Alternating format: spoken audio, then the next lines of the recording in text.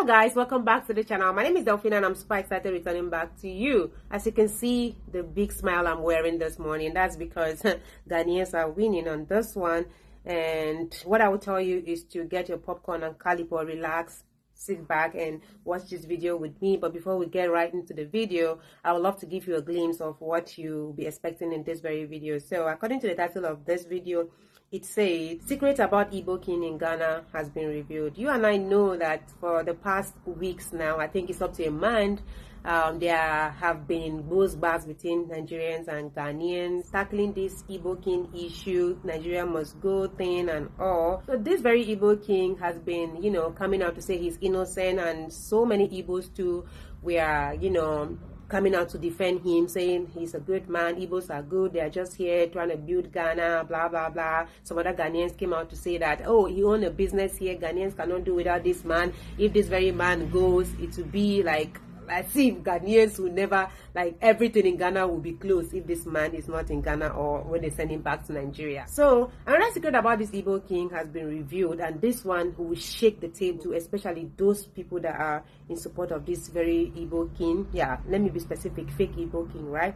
It's going to be so disappointing to them. And guys, guess what? I love what is happening, because when you try to put some fire for innocent people to fall in it, at the end of the day, you are the one that will fall into the fire. That is what is going on here. God sees the heart of Ghanaians. They are very good people. They welcome people into their country with a good heart, but people who are coming in are coming with a bad motive, and God is going to continue bringing them out one by one. So I'm so glad that this very secret about this very Igbo King is out, and it's a win-win. Yes, I would say it's a win-win to Ghanaian youth, because they are the ones, doing all of this. I will not say Ghanaian government, because we are waiting for the government to do something about this very Igbo King. They just want the government to come out and say a word, but the government are delaying. They have not said anything about it, and it's bringing commotion, and youth are suspecting otherwise. But then I'm glad that I got this very video, and the person was like, make sure you react to it this morning and post. Yeah, I give the good news to Ghanaians. That's why I'm here. As you can see, look at my eye, it's swollen.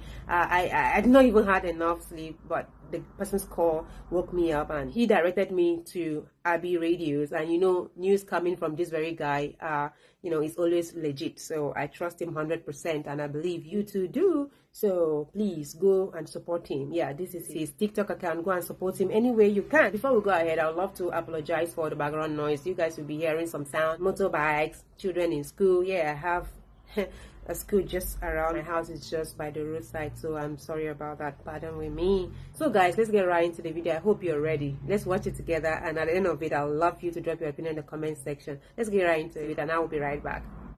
Another secret about Igbo King in Ghana. Just listen to me very careful. There is something going on about this issue, Igbo King in Ghana, Igbo chief in Ghana.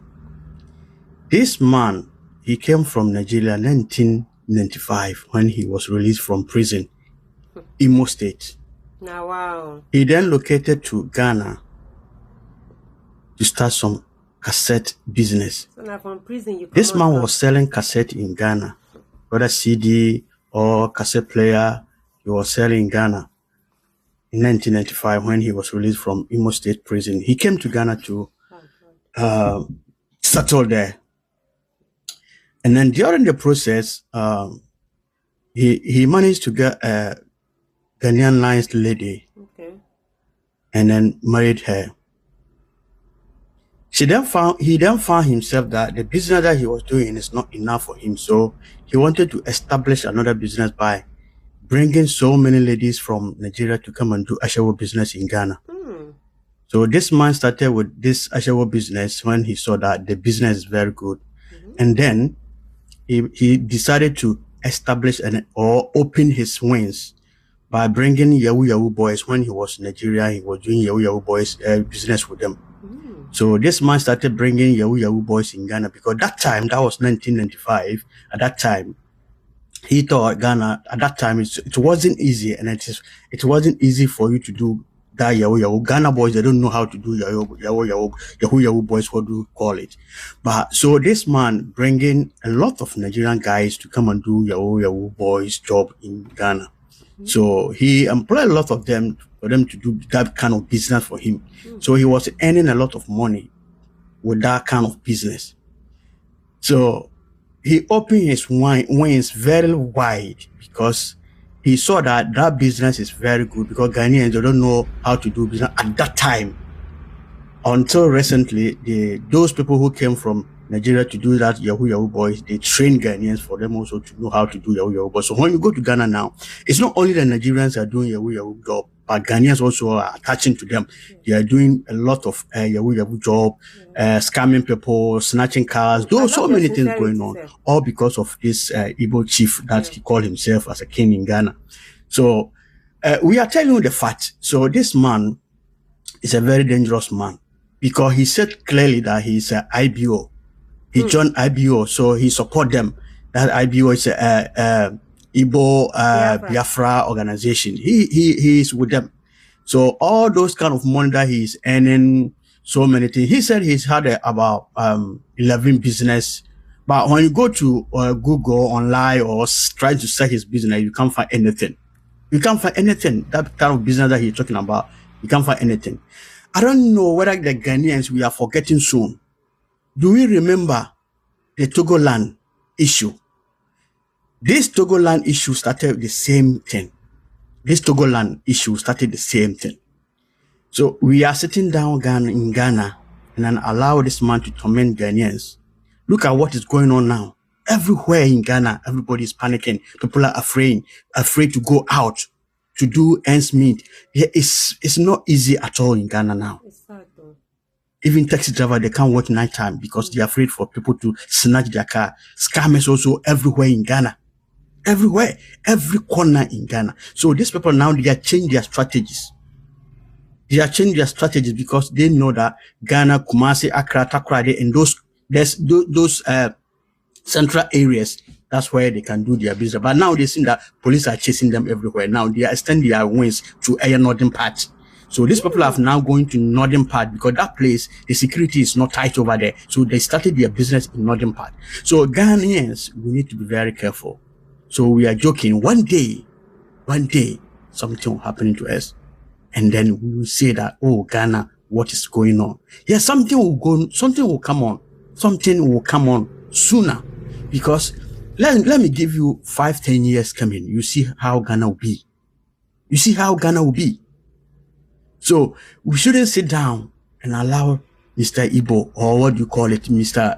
Igbo King, to destroy our nation. He knows what he's doing. He got power from sources. He got a lot of sources from somewhere. Some people are behind him doing all those things. And then now all the presidency, they have sitting down doing nothing about this case. And then the youth, also they don't have much power to do what they want to do. You think so? So as a Ghanaian, I'm urging you for we to stand up and fight for our freedom. Because freedom starts from somewhere. Mandela started from somewhere and end up somewhere. We too, we need to start from somewhere and end up somewhere. That will bring joy, happiness to our Ghanaians people. Our mothers, our children, we are afraid when they are going out. Day in, day out, their daily job is at stake. We don't know what to do now. Ghanaians, we need to sit down. We need to sit down and do much for our country. Yeah, right, sir. Thank you so much for your time listening and watching the program. Share, like, and comment. And let us all build Ghana. Ghana belongs to you. Yeah. Ghana belongs to me. Building nation is depend on you. Building nation is depend on me. Togetherness, we can make it. Let's rise up and fight for our freedom. Yes. Thank you. Bye-bye. Thank you, sir. So, guys, you have seen for yourself, right? This is what is happening right now. The Igbo King secret has been revealed. Yeah, so this is just the information I had for you today. And I feel this video deserves to be shared so people will know this new update about the Igbo King. Yes, we already know that he was in Ghana to sell cassette, but we did not know that he was an ex-convict, right? Nobody knows that he was an ex-convict. Look at how this man got his information. He even know where he was being imprisoned. So you can imagine. One thing I observed about Nigeria, they can't go to Cotonou. Why? Because Cotonou is a French-speaking country. They can't go to Togo because Togo is a French-speaking country. So they prefer to pass those two countries and come to Ghana. because Ghana is an English-speaking country, right? So all those people who are tripping into Ghana, most of them are ex-convict. Guys, are you thinking what I'm thinking? If that's it, then Ghana is become a hiding place for, you know, people that are doing crimes. Because any little thing, like if someone escaped from prison or someone is on their own, the only country the person can think of coming is Ghana. So this person was an ex-convict. They released him from prison, and where he think of coming was Ghana. He came to Ghana and established himself. And there was anointing is that he did not even establish himself the right way. He engaged himself by doing all manners of things that is not welcoming in Ghana. Can you imagine you bringing ashawo girls, like girls from Nigeria, to Ghana to do ashawo? And I know for sure that percentage will be given to you. Why would you do that? And most times, those ladies they bring, they are from their states. Yes, they are from their states. People who are engaging themselves into all those kind of things are eager to make money. I don't know why you cannot wait for the right time. Like, okay, keep hustling and wait for the right time for you to get that amount, like that money. But you want everything fast. Why are we like that? Why are we like that? And such a thing is coming from most times Igbo people. They are the ones that love doing those kind of things. They love money. Okay, look for money the right way, but no, you just want fast money. You just want fast money, so you can go as far as even paying people. You know, that's very bad. It's very bad. Now, I'm not going to blame any Ghanaian for doing whatever he's doing, like to Nigerians right now. What Ghanaian youth are doing to Nigerians, I'm not blaming them for that, because they've been patient for a very long time. They've been accommodating all this shit from us. Now is the right time. Like, it's the time for them to come out. Yeah, so nobody should come and be saying Ghanaians are like this, Ghanaians are like that. No. This is their right. It's their right. No one should stop them from doing what they are doing. You and I know Ghana is peaceful. So why can't we come and make it more peaceful? But we are here causing commotion. Every day. This, that. Every story is attached to it. Why? Why is it that every country is rejecting Nigerians, if not our bad character?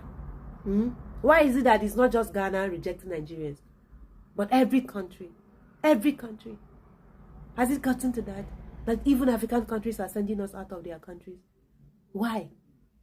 Even though you want to do some things, you are doing it to white people. It's understandable. I'm not saying it's good, but it's understandable. You have some excuses to give, but you are doing it to your brothers. Your brothers, black skin. Why? What kind of heart do you have? You have the right to even kill somebody. You buy somebody as if the person don't have a family, as if the person don't have a relative, or blood is not running through the person's vein, like you. It's unfair. Nobody should come and be blaming Ghanaians for what they are doing. This Igbo king, look at him. Look at him. Look at the empire he built here in Ghana. With people's money. Because for all I'm concerned, it's not his money. If what this man is saying, Abbey Radio, if what he's saying is true, he came here empty-handed. He decided to soak himself into doing all manners of stuff that is against the law. Me, I just hope everything people are saying, they have proof of it, so they will bring him down. But if there's no proof, then I don't think there's any progress in this movement. I just hope and pray that they have proof backing them up. That's just my prayers right now, because anybody that is involving himself into all manners of crimes, the person deserves to be punished. No matter who you are, you should be punished for your crimes. Because the innocent ones are tired. They are tired of being punished of what they do not know anything about. I don't know why I'm this bitter, but it's unfair. It's unfair. I'm putting myself into Ghanaian shoes. This is our peaceful Ghana. The peaceful Ghana everybody knows. Why do you want to come and spoil? After you are done spoiling your countries, people who don't want to even visit Nigeria right now, who want to go to Nigeria right now, the insecurity is something else. Who want to go to Nigeria and get killed? So now you are running to Ghana instead of you to hold on to the peace that you are having here. But you are here trying to destroy Ghana the same way you've destroyed your country. It's unfair. It's unfair. Enough is enough. I am standing with Ghanaian youth. The peace that has been in Ghana Since the day of Kwame Nkrumah, we want that peace to remain. Nobody can come and tarnish that peace. I'm standing with Ghanaian youth, and we will fight to the end. Yes, all those bad energies will be cleared out of Ghana. We don't need you guys here. We don't care if your companies, you have series of companies here. Pack your companies and go. We don't care. We don't care. So guys, everything that has a beginning also has an end. I've come to the end of my video. I'd love to hear your thoughts in the comment section. Do want to like, subscribe to the channel, share this video to as many eyes out there. I believe they'll watch and learn from it. I love you guys always. Bye bye.